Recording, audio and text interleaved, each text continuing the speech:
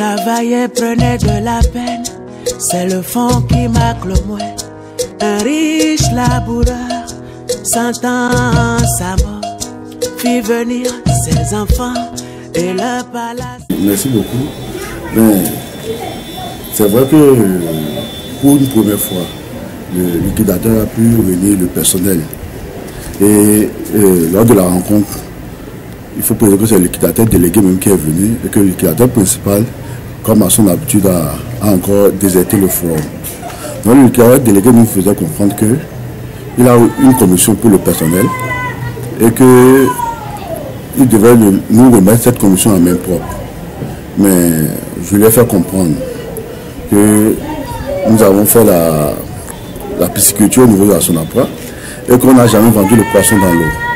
Donc il fallait qu'il nous dise le contenu de la lettre et ensemble on verra quelle suite donner. Mais il nous a fait comprendre que c'est des documents individuels. Et c'est en ce moment on lui a fait comprendre que si c'est des documents individuels, c'était pas alors opportun qu'il convoque une assemblée générale et que c'est mieux pour lui d'inviter les collègues de façon individuelle. Parce que quand c'est un document individuel, il faut remettre à chacun son document. Et c'est sur ça que tout le personnel est parti. Mais il faut aussi avouer qu'il y a toujours des brebis galeuses dans un groupe. Et la première brebis galeuse, c'est le secrétaire général du syndicat Sonapra, le second syndicat, qui est devenu le bras opérationnel de liquidateur, au motif qu'on lui aurait promis une place dans une des agences. Mais vous voyez, quand on est à la tête d'un syndicat, quand on a pour responsabilité de défendre les droits des travailleurs, il y a quand même une certaine éthique qu'il faut quand même conserver. Et tout ce qu'on demandait au liquidateur, c'est de nous dire quel est le contenu des droits. Parce que voilà un liquidateur qui est venu, avec qui on est depuis un moment, qui ne veut pas discuter avec nous, mais qui vous appelle pour vous remettre des lettres de licenciement sans vous dire qu'est-ce qui est pris en compte dans les droits. Parce qu'il faut rappeler qu'on a des arrêts de primes et autres, de gratifications de fin d'année qu'on n'avait pas payé. Et en dehors de ça, quel est le mode de calcul utilisé? Parce que le motif réel même de la liquidation, qu'on puisse voir qu'est-ce qui est retenu. Et ensemble, on va s'asseoir, calculer nous-mêmes nos droits et voir ce qui nous retient. Parce que si demain on acceptait et qu'on nous remettait ces droits, et on se rend compte après qu'il y a erreur, on ne sait pas avec qui se tourner. Or, si ensemble on a calculé, il va le soir que chacun va prendre son chemin.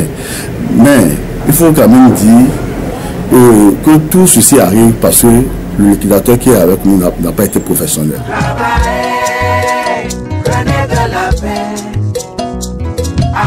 Quand le gouvernement, le 30 novembre 2016, a décidé de le procéder à la liquidation de la Sonapra, nous avons dit que nous les accompagnons dans toute leur politique agricole. Parce que c'est le gouvernement qui est actionnaire de la Sonapra, c'est le gouvernement qui a la propriété, qui a la Sonapra. Nous ne pouvons pas nous opposer à toute réforme qui veut l'engager. Mais on ne peut pas le faire en brimant les droits des travailleurs. Et c'est pourquoi, quand ils ont dit que le 14 décembre 2016, que le volet social va être discuté de façon responsable et sereine, on s'est dit voilà des gens qui vont quand même nous écouter pour prendre nos contributions pour le bien-être de chaque parti.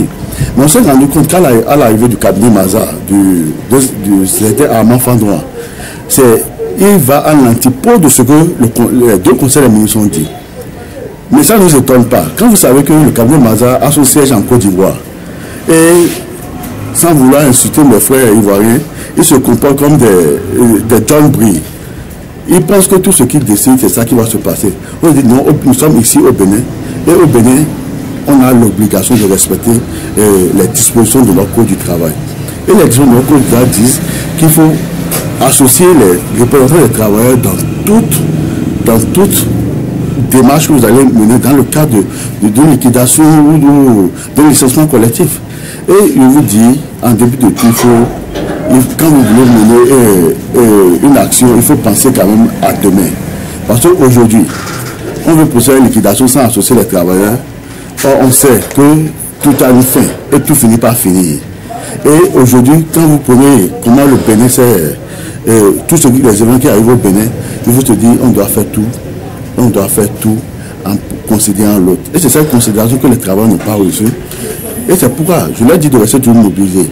C'est vrai, il y a certains qui vont sûrement chercher les lettres de licenciement parce que chaque travailleur n'a pas peut-être les mêmes conditions. Il y a des gens qui sont peut-être à 1 année de retraite ou 2 ans, ils vont peut-être chercher.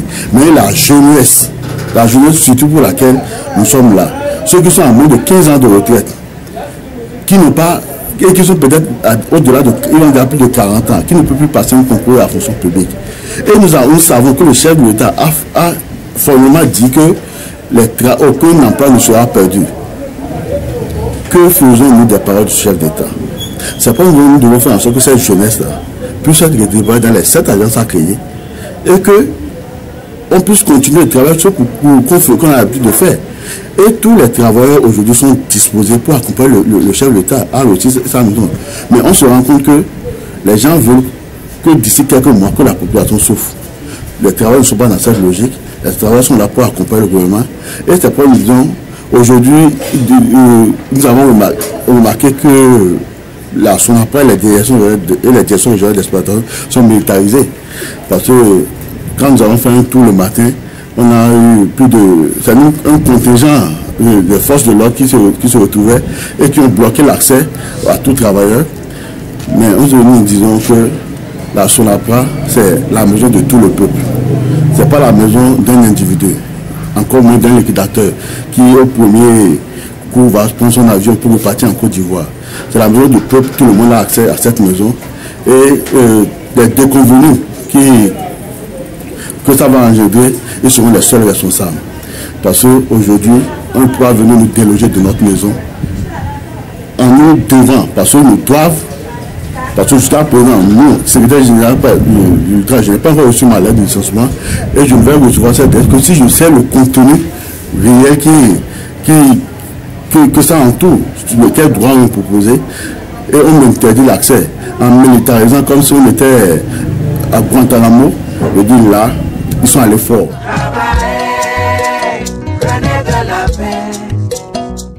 Non, à l'endroit du travail, je voudrais de rester serein. Que tout ce qui me vient facilement dans la vie, et quel que soit, quand la pluie est dure dans le puits, il faut vous attendre à ce que ça sorte de l'eau douce. Donc, quelles que soient les machinations, tout ce qui vont camions orchestrés, je suis sûr que demain sera beau. Et nous avons foi en ça.